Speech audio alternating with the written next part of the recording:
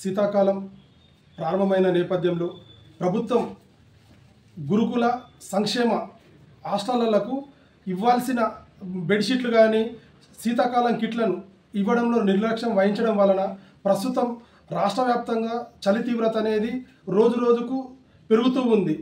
అలాంటి పెరుగుతూ ఉన్నా కూడా ప్రభుత్వం స్పందించకుండా పాఠశాలలకు అందించాల్సిన బెడ్షీట్లను కానీ వారికి అందించాల్సిన స్వెటర్లను కానీ ఇవ్వడంలో చేయడం వల్ల విద్యార్థులు అనేక రకాలుగా ఇబ్బందులకు గురవుతున్నారు. ప్రస్తుతం మనము నిజామాబాద్ జిల్లా కేంద్రంలోని ఒక ఎస్సీ సంక్షేమ హాస్టల్లో ఉన్నాము. వాళ్ళు పడుతున్న కష్టాలు ఎలా ఉన్నాయో విద్యార్థుల మాటల్లోనే మనం విందాం. చెప్పండి, మీకు బెడ్షీట్లు వచ్చాయా? చలి తీవ్రత అనేది ఉంది కదా, ఇప్పుడు ప్రజెంట్ ఎట్లుంది మీకు సిచ్యువేషన్? చలి నైట్ బగ్గుంది, మాకు ఇంకా బెడ్షీట్స్ కింద ఏం ప్రొవైడ్ చేయలేరు. దాని కారణంగా మాకు నైట్ ఇబ్బంది ఉంది. మళ్ళీ స్వెటర్స్ కూడా ఏం లేవు. చలి మేము ఫ్యాన్స్ బంద్ చేసుకున్నా కూడా చలి తీవ్రత ఎక్కువ ఉంది. మాకు నిద్ర కూడా పడతలేదు. ఒకళ్ళ అమ్ముకుంటాం అనుకుంటున్నాం. గత సంవత్సరంలో ఈ సమయానికి బెడ్షీట్లు కానీ అవి కానీ మీకు అందాయా?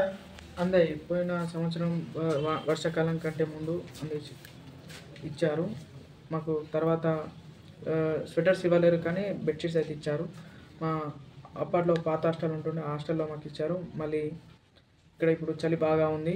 ఇప్పుడు స్వెటర్స్ లేవు. స్టడీ అవర్స్లో కూడా చదువుకోవడానికి కూడా ఇబ్బందిగా ఉంది. కాబట్టి మాకు కూడా స్వెటర్స్ కావాలి, చెద్దలు కావాలని మేము ప్రభుత్వాన్ని కోరుతున్నాం. రాష్ట్ర వ్యాప్తంగా విద్యార్థులకు చలికాలంలో అందించాల్సిన దుప్పట్లను, శీతాకాలం కిట్లను సకాలంలో అందిస్తే విద్యార్థులు చలిబారి నుండి కాపాడుకునే అవకాశం ఉంటుంది. లేని తరుణంలో విద్యార్థుల తల్లిదండ్రులు రోడ్డెక్కి ఆందోళన చేయాల్సిన పరిస్థితి వస్తుందని చెప్పేసి తెలియజేస్తున్నారు. నెలకొన్న విద్యారంగ సమస్యలపైన విద్యార్థి సంఘం PDSU నాయకులు ఏ విధంగా స్పందిస్తున్నారు, వారు ప్రభుత్వాన్ని ఏ రకంగా డిమాండ్ చేస్తున్నారో వారి మాటల్లోనే విందాం. అయితే కొంతకాలంగా చలి అనే తీవ్రత చాలా పెరిగింది. అంటే ముఖ్యంగా వృద్ధులలో, అంటే 50 సంవత్సరాలు పైబడినటువంటి వయసు ఉన్న వాళ్ళు కానీ, లేకుంటే యువకులు అంటే ఇప్పుడు దాదాపు 35 సంవత్సరాలు నుంచి 25 సంవత్సరాలు ఉన్న వాళ్ళే చాలా తీవ్రతతో ఉన్నారు. తట్టుకోలేకపోతున్నాం ఈ చలిని. సాయంత్రం 5:30 అవుతుందంటేనే చీకటి దగ్గర పడతా ఉన్నది, విపరీతమైన చలి పెడుతుంది. స్వెటర్లు కానీ ఇలాంటి చేతులకు సాక్సులు లేకుండా బయటకు వెళ్ళలేని పరిస్థితి. అలాంటిది ఒకవైపు ప్రభుత్వం చదువుకోవాలి, విద్యార్థులకు మంచి భోజనాన్ని పెడతా ఉన్నాం, విద్యార్థులకు కాస్మెటిక్ ఛార్జీలు ఇస్తూ ఉన్నాం, స్కాలర్షిప్లు ఇస్తూ ఉన్నాం అని ప్రభుత్వం ఒకవైపు చెప్తుంది. కనీసం వాళ్ళు పడుకోవడానికప్పుడు కూడా ప్రశాంతత నిద్ర లేకుండా ఉల్లన్ చెద్దర్లు గతంలో ఇస్తుండేది పిల్లలకి. ఒక్కొక్క పిల్లడికి 2 బెడ్షీట్లు ఇస్తుండేది. ఇప్పుడు అవి కూడా ప్రొవైడ్ చేస్తలేదు. అందుకే స్టడీ అవర్లో ఉదయం మార్నింగ్ 5:30కి లేచి వాళ్ళు 7 గంటల వరకు స్టడీ కూకోవాలి. మళ్ళీ సాయంత్రం కాలేజీ నుంచి వచ్చిన తర్వాతనో, స్కూల్ నుంచి వచ్చిన తర్వాతనో ఒక 5:30కి వస్తే మళ్ళీ ఫ్రెష్ అప్ అయ్యి మళ్ళీ 7 నుంచి తిన్న తర్వాత మళ్ళీ 7 నుంచి మళ్ళీ 10 గంటల వరకు స్టడీ కూకోవాలి. ఈ చలిలో కూర్చుంటే నేల చల్ల ఉన్నది, మీదికి వెళ్ళి స్లాబ్ చల్ల ఉన్నది, పక్కలకి వెళ్ళి కొన్ని హాస్టల్కి అయితే కిటికీలు కూడా ఉండని పరిస్థితి ఉన్నది కదా. అంటే ఒకవైపు స్టూడెంట్ యూనియన్ ఆర్గనైజేషన్లు కానీ, రాజకీయ పార్టీలు కానీ ఈ విషయంలో కంప్లైంట్ చేస్తే ప్రభుత్వం రాజకీయం చేస్తుందని ఎందుకు అనుకుంటుంది? మీ పిల్లలు ఇందులోనే ఒక ముఖ్యమంత్రి పిల్లలు, ఎమ్మెల్యే పిల్లలు, మంత్రుల పిల్లలు చదువుకుంటే బాగా అర్థమవుతుండే. చెద్దరు లేక పండుకోలేని పరిస్థితి ఉన్నది, స్వెటర్లు లేక బయటకు రాలేటువంటి పరిస్థితి ఉంది. ఒక పిల్లగాడు తినేటప్పుడు కూడా చేతులు అనుకుతాయి. చాలామందికి చలికాలంలో ఒక చిన్న దెబ్బ తాకితే అది మాననటువంటి పరిస్థితి ఉంటుంది. ఈ పరిస్థితులు ఇప్పుడున్న పరిస్థితిలో ఏఎన్ఎంలు జేఎన్ఎంలు లేరు చాలా హాస్టళ్లలో. ఏ జ్వరం వచ్చినా, ఏ రోగం వచ్చినా, వాడి గోకుడు వచ్చినా, తల్లివైనా పారాసెటమాల్ గోలు ఇస్తున్నారు, లేకుంటే స్పిరిట్ ఇచ్చి కూర్చోబెడతా ఉన్నారు. అనేకటువంటి దరిద్రమైనటువంటి పరిస్థితి ఉన్నది ప్రభుత్వ హాస్టల్ అంటే. ఇప్పటికీ పిల్లల్ని తల్లిదండ్రులు పంపిస్తలేరు. మా కొడుకును సదాన బంద్ చేయించుకొని వ్యవసాయం చేయించుకుంటే బర్రెలు కాపించుకుంటాం అంటున్నారు కానీ పంపిస్తలేరు. మరి ఈ పిల్లలన్నా కాపాడుకోలేని పరిస్థితి ప్రభుత్వంలో ఉన్నదా? కనీసం స్వెటర్లు కొనిస్తలేదు.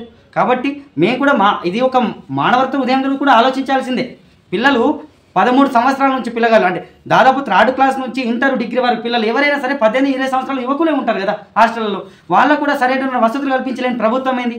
100 కోట్ల రూపాయలు ఖర్చు పెడతా ఉన్నారు ఎస్సీ సంక్షేమ హాస్టల్ కోసం. ఇక్కడ ఉన్నటువంటి కార్పొరేషన్స్ కానీ, ఎమ్మెల్యేలు కానీ ఎందుకు సందర్శిస్తలేదు? ఒకరోజు ఇక్కడ ఉన్నటువంటి ఎమ్మెల్యే రాకేష్ రెడ్డి గారు రాష్ట్రీయ హాస్టల్లో పడుకోండి పిల్లలతోటి, వాళ్ళకి ఇచ్చిన చెద్దర్లు ఏందో అర్థమవుతుంది. బీసీ మంత్రి గారు ఒకసారి పడుకోండి పిల్లలతోటి. ఇది చాలా దరిద్రమైన పరిస్థితి ఉంది.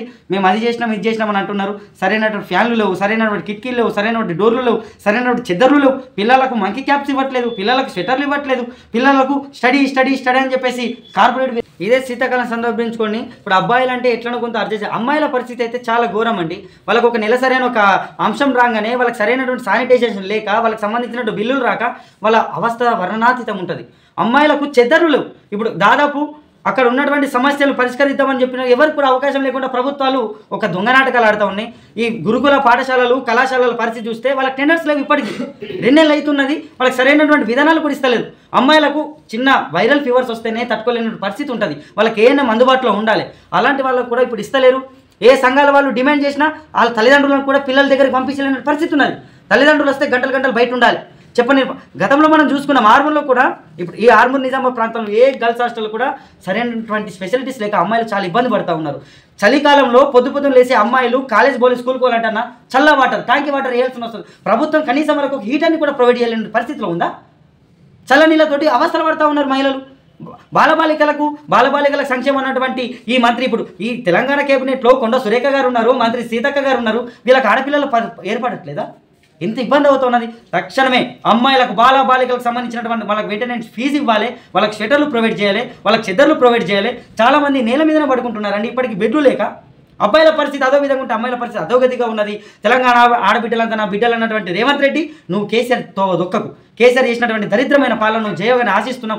తొందరలోనే అమ్మాయిలకు స్వెటర్లు బెడ్షీట్లు వాళ్ళకి మెయింటెనెన్స్ ఫీను ప్రొవైడ్ చేయాలని, లేని పక్షంలో ఆర్మూర్ ప్రాంతంలో ఉన్నటువంటి గర్ల్స్ హాస్టల్ అందరి విద్యార్థులు రోడ్ల మీద బయట ఇస్తామని తెలియజేస్తా ఉన్నాం. గతంలో కాంగ్రెస్ ప్రభుత్వం వచ్చినాక పూర్తిగా విద్యా వ్యవస్థ నిర్వీర్యం చేసే విధంగానే చేస్తూ ఉన్నది. ఏదైతే గతంలో కావచ్చు విద్యార్థులకు స్వెటర్లు కావచ్చు, బెడ్షీట్లు కావచ్చు, వాళ్ళకి సంబంధించినటువంటి ఐటమ్స్ ఏవైతున్నాయో అవన్నీ వచ్చేటి.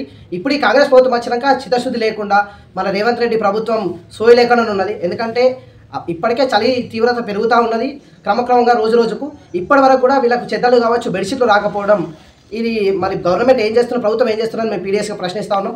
అట్లాగే సోషల్ వెల్ఫేర్ హాస్టల్లో అయితే ఇప్పటివరకు కూడా 2 సంవత్సరాల నుండి ఇప్పటి వరకు కూడా ఎలాంటి బెడ్షీట్లు కావచ్చు, స్వెటర్లు కావచ్చు ఇప్పటివరకు కూడా రాలేదు. వాటికి టెండర్లను కూడా స్వీకరించలేని స్థితిలో ఈ తెలంగాణ రాష్ట్ర ప్రభుత్వం ఉందని మనకు కనిపిస్తూ ఉన్నది. వెంటనే ఏదైతే SC, BC, ST, minority social welfare hostels ఉన్నాయో వీటన్నిటికీ వాళ్ళకి సంబంధించిన విద్యార్థులకు సంబంధించిన బెడ్షీట్లు కావచ్చు, స్వెటర్లు కావచ్చు, ప్రిమెట్రిక్ హాస్టల్లో కూడా ఇప్పటివరకు రాలేని దౌర్భాగ్యమైన స్థితిలో మన ఈ రాష్ట్ర ప్రభుత్వం ఉన్నది. ఏలేని స్థితిలో రాష్ట్ర ప్రభుత్వం ఉన్నదని మనకు కనిపిస్తూ ఉన్నది. మేము పీడిఎస్గా ఏం డిమాండ్ చేస్తున్నామంటే వెంటనే విద్యార్థులకు స్వెటర్లు కావచ్చు, బెడ్షీట్లు కావచ్చు, ఇటువంటి అన్ని వెంటనే ఇవ్వాలని మేము పీడిఎస్గా డిమాండ్ చేస్తున్నాం. ఇక్కడ ఉన్నటువంటి ఆర్మూర్ నియోజకవర్గం ఎమ్మెల్యే పైడి రాకేష్ రెడ్డి గారికి మేము ఒకటే సూటిగా ప్రశ్నిస్తూ ఉన్నాం. ఏదైతే రాకేష్ రెడ్డి గారు ఎన్నికలలో అన్ని హాస్టల్లో తిరిగి విజిట్ చేసి ఇవి ప్రాబ్లమ్స్ ఉన్నాయి, ఈ సమస్యలు ఉన్నాయి, నేను ఎన్నికలలో గెలిచినాక దీన్ని పరిష్కరించాలని ఇచ్చిన హామీ ఏం చేసినామని మేము ప్రశ్నిస్తూ ఉన్నాం. అట్లనే ఆ సార్కి ఈ ఐలాపూర్ ఒకటే హాస్టల్ కనిపిస్తూ ఉన్నదా, నియోజకవర్గంలో ఏ హాస్టల్ లేదా అని మేము ప్రశ్నిస్తూ ఉన్నాం. ఐలాపూర్ గురించి మాట్లాడినటువంటి ఎమ్మెల్యే సారే ఇప్పుడు ఏం మాట్లాడతలేడు. ఎక్కడన్నా ఇప్పటి వరకు మీరు పడుకున్నారా అంటే మీరు స్టే చేసిరని మేము పీడిఎస్గా ప్రశ్నిస్తూ ఉన్నాం. వెంటనే పైడి రాకేష్ రెడ్డి గారు ఎమ్మెల్యే గారు అన్ని హాస్టళ్లను విజిట్ చేయాలి, ఆర్మూర్లో ఉన్నటువంటి అన్ని హాస్టళ్లను విజిట్ చేయాలి, వాటి సమస్యలు పరిష్కరించాలని మేము పీడిఎస్గా డిమాండ్ చేస్తున్నాం.